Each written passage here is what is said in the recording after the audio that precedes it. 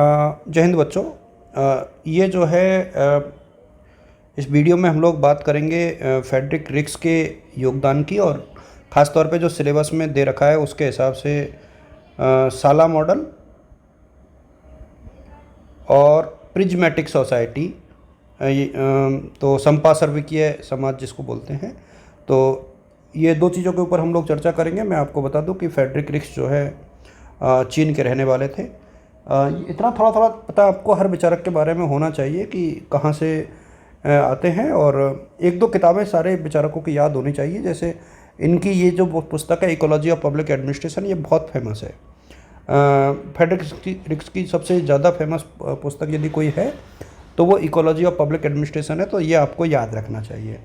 ध्यान रहे, मैं इस PDF जो जिसके माध्यम से मैं आप लोगों को पढ़ा रहा हूँ, ये डॉक्टर सुरेंद्र कटारिया जी की बुक है तुलनात्मक लोक प्रशासन, और इसमें मेरा खुद का जो अनुभव है उसके साथ मैं कुछ चीज़ें ऐड कर सकता हूँ। एक्सप्लेन मैं कर रहा हूँ, बाकी चीज़ें जो है बुक के माध्यम से ही मैं आपको बता रहा हूँ, क्योंकि इतना टाइम फ़िलहाल है नहीं कि मैं आपको खुद सारी चीज़ें बताऊँ। देखिए, संरचनात्मक प्रक्रियात्मक जो अप्रोच है रिक्स की, वो फ़िलहाल चूँकि सिलेबस में नहीं है तो इसको आप लोग छोड़ सकते हो, ये यहाँ पर नहीं है। मेरा जो पूरा उद्देश्य है वो यहाँ पर आपको ये बताने का है तो किस प्रकार से इन्होंने प्रिज्मेटिक सोसाइटी दी थी, प्रिज्मेटिक समाज। देखिए, इन्होंने कहा था कि दो प्रकार के समाज होते हैं विकासशील देशों में, दो प्रकार के समाज होते हैं, एक तो एग्रिया और एक इंडस्ट्रिया। मतलब बहुत सिंपल सी बात है। एक तो परंपरागत समाज होता है, एक थोड़ा सा विकसित समाज होता है, और उन दोनों की कुछ विशेषताएं इन्होंने उठा ली। जैसे और यहाँ आरोपित या मिले हुए मूल्य होते हैं, इनके मूल्य जो है प्राप्त किए हुए होते हैं, इनमें क्षेत्रीयता होती है, इनमें सार्वभौमिकता होती है, इनमें फैले हुए प्रतिमान होते हैं, इसमें विशेषीकृत होते हैं, ये सरल और स्थिर होता है, ये पूर्णतः विकसित होता है। तो इस तरीके की कुछ विशेषताएं होती हैं। अब यहाँ कोई दिक्कत नहीं थी। अब इन्होंने कहा कि देखिए, जब कृषिगत समाज विकसित होगा ना, तो डायरेक्ट उद्योग पे नहीं जाएगा, वो उसकी स्टेज होती है, और ये जो बीच की स्टेज है ना, ये संक्रमणकालीन जो स्टेज होती है, बेसिकली इस अवस्था को ही उन्होंने क्या कहा था, जिसको प्रिज्मेटिक कहा था। क्या कहा था? प्रिज्मेटिक, जिसको समपार्श्विकीय बोलते हैं। यानी इस मॉडल का जो प्रतिमान था बेसिकली प्रिज्मेटिक, अपने सिलेबस में प्रिज्मेटिक ही है, प्रिज्मेटिक प्रतिमान यानी समपार्श्विकीय। तो दो चीज़ें हैं, एक तो प्रिज्मेटिक मॉडल आपके सिलेबस में है और एक साला प्रतिमान है। दोनों को मैं एक ही वीडियो में कंप्लीट करूंगा क्योंकि इतना टाइम है नहीं, उसी हिसाब से मेरा उद्देश्य भी है। ये PDF आपको DS एजुकेटर टेलीग्राम ग्रुप पर मिल जाएगी, वहाँ से आप लोग दे सकते हो। देखिए, ये इस सिद्धांत का प्रतिपादन कब किया? तो 1959 में प्रतिपादन किया। बहुत आसानी से समझाया है। आप बुक के हिसाब से देखोगे तो कौन कौन किस बहुत एग्जाम्पल के माध्यम से आप इसको देख पाओगे। अभी थोड़ा सा आप आगे जाओ, देखिए ये जो है ना, ये जो संयुक्त परिवार जिसको संयोजित कहा है, ये संयोजित है ना, वो तो एग्रिया है एक प्रकार से, ठीक है। और ये जो विवर्तित जिसको कहा जा रहा है ना, ये आपका इंडस्ट्रिया है। मतलब ये तो एक प्रकार से परंपरागत समाज है और ये आपका विकसित समाज है। अब इनके बीच में जो है ना प्रिज्मेटिक समाज आता है, समपार्श्विकीय जिसको कहा जाता है। अब यहाँ पर आप देखोगे कि देखिए संस्थाएं किस प्रकार से होती हैं। जैसे आप परंपरागत रूप से देखोगे कि बच्चों की देखभाल कौन करता था? वृद्ध माता पिता करते थे, ठीक है। लेकिन यहाँ कौन कर रहा है आजकल? क्रैच कर रहे हैं।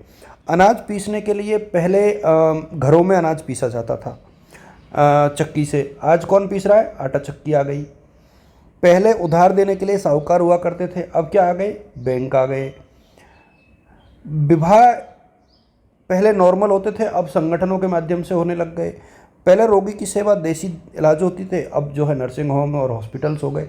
अब यदि ये तो प्योर परंपरागत समाज हो गया, ये पूरा विकसित समाज हो गया, इसको इस तरीके से आप लोग समझिए।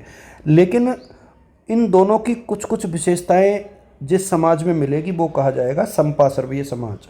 जैसे आप देखोगे कि अभी भी जो वृद्ध माता पिता है ना, वो बच्चों की देखभाल अभी भी करते हैं, पहले भी करते थे, अभी भी करते हैं, लेकिन अनाज जो है अब घरों में नहीं पिसा जाता, अब डायरेक्ट जो है चक्की पे पिसा लेते हैं। तो ये नया परिवर्तन आ गया, इसीलिए इसको क्या कहते हैं अपन, समपार्श्विक समाज। ध्यान रहे ये जो है एक्स जो है आदर्श स्थिति को बता रहा है यहाँ पर,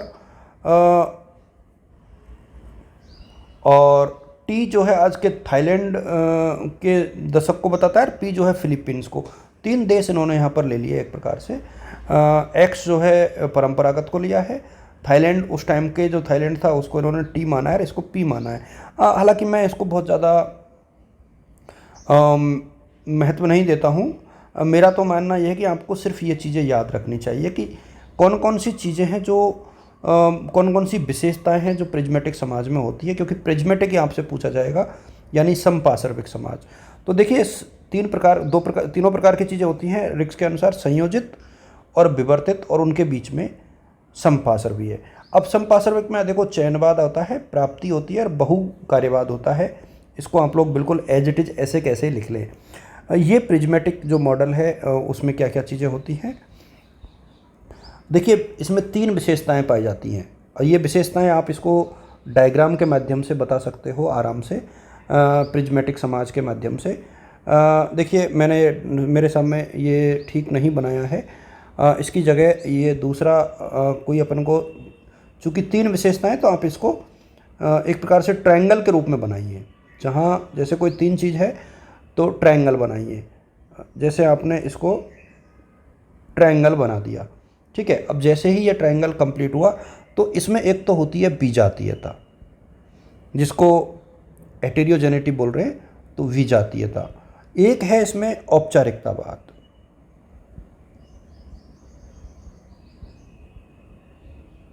और एक है इसमें अतिराव। अब मैं इनको अलग अलग से आपको समझाने का प्रयास करता हूँ। प्रिज्मेटिक समाज की ये बहुत महत्वपूर्ण विशेषता है।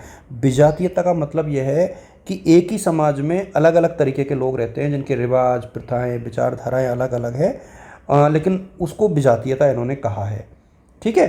तो ये आप देख पाओगे कि ऐसा कई जगह होता है। जैसे आप यहाँ पर देखोगे, हमारे यहाँ जैसे स्थानीय, परंपरागत और पौराणिक दवा पद्धति, तीनों प्रकार की हमारे यहाँ चल रही है, और एलोपैथी भी चल रही है। तो ये विजातीयता है। अच्छा, फॉर्मेलिटीज, यानी जो औपचारिकतावाद है वो समपार्श्विक समाजों में काफ़ी होता है। जैसे हमारे भी समाज की अभी बात करें ना, तो हमारे यहाँ भी सब कुछ है। देखो, हम लोग विकसित भी हो गए, लेकिन अभी भी हम लोग मान्यताओं के ऊपर चलते हैं। शनिवार को हम लोग जैसे बाल कटाने नहीं जाएंगे, मंगलवार को नहीं जाएंगे। तो ये जो है ना, रीतिवाद बहुत ज़्यादा होता है। तो ये फॉर्मेलिटी जो है इस प्रकार के समाज में ज़्यादा पाई जाती हैं। इसको आप लोग यहाँ पर देख सकते हो। ओवरलैपिंग, इसका मतलब ये प्रशासनिक व्यवहार में होता है अमूमन। ओवरलैपिंग, अतिव्यापन, यानी एक दूसरे से जो चीज़ें हैं ना वो टकराती हैं, उसे हम लोग ओवरलैपिंग बोलते हैं एक प्रकार से। तो इसको आप लोग देखोगे, विवर्तित समाजों में विशिष्ट और आधुनिक दोनों संरचनाएं होने से उन दोनों में हमेशा जो है टकराव की स्थिति बनी रहती है। आप देखोगे एक ही परिवार में दोनों तरीके के, उधर दादा दादी का अपना सोचना है और पोते पोती का अपना सोचना है।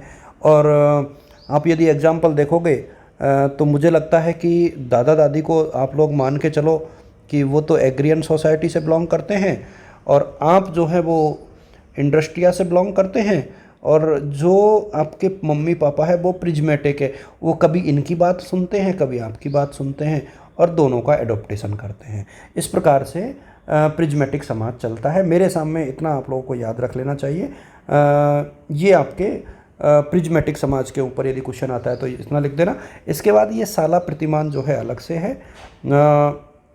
ध्यान रहे, ये 2 नंबर में यदि पूछा जाता है तो जो प्रिज्मेटिक यानी समपार्श्विक के समाजों में जो प्रशासनिक व्यवस्था होती है उसको रिक्स ने क्या नाम दिया, साला प्रतिमान नाम दिया। और विवर्तित समाजों में इनको ब्यूरो या ऑफिस, या संयोजित समाजों में चैम्बर का नाम दिया गया। बेसिकली साला एक स्पेनिश शब्द है जिसका अर्थ होता है सरकारी कार्यालय, धार्मिक अधिवेशन या कमरा। अब ये बहुत सिंपल सी चीज़ें हैं, आप इनको देख सकते हो कि साला वास्तव में है क्या। यानी एक ऑफिस का नाम दे दिया, एक व्यवस्था है जिसको रिक्स जो है सालाना बोलता है। अच्छा, इसकी कुछ विशेषताएं होती हैं, इसको आप लोगों को रट लेना चाहिए। जैसे भाई भतीजावाद बहुत होता है, पक्षपात होता है, भ्रष्टाचार पाया जाता है, समाज, जाति, धर्म, अब ये इनका दुरुपयोग होता है। प्रशासनिक अधिकारी जो हैं सामाजिक आर्थिक समुदाय में ध्यान देने की अपेक्षा व्यक्तिगत उन्नति को अधिक फोकस करते हैं। ये आप देखोगे कि हमारे यहाँ प्रशासनिक अधिकारियों की क्या स्थिति है। और नीतियों का लाभ कुछ ही व्यक्ति उठा लेते हैं। जैसे बीपीएल में आप देखोगे कि बीपीएल में ऐसे लोगों का नाम आ जाता है जो काफ़ी अमीर होते हैं। और जो साला प्रतिमान के अंतर्गत कुछ चीज़ें ऐसी होती हैं जैसे रिजर्वेशन है, कोटा सिस्टम है, तो इसके आधार पर कई बार समाजों में वैमनस्य उत्पन्न होता है। तो ये साला प्रतिमान की कुछ विशेषताएं हैं, ये आप लोग यहाँ पर देख सकते हो। जैसे प्रत्येक व्यक्ति जो है कानून और सिद्धांतों की बात तो करता है, लेकिन वो खुद उसका पालन नहीं करता है ना। जैसे हम लोग कहेंगे कि बोले हेलमेट लगा के जाया करो, लेकिन खुद जो है बिना हेलमेट के जाता है। रेड लाइट क्रॉस नहीं करनी है बट कर जाते हैं लोग। तो इस तरीके की चीज़ें इस प्रकार के उसमें होती है। और मेरे सामने इतना पर्याप्त है, इसमें इतना ही आप लोगों को देखना है। और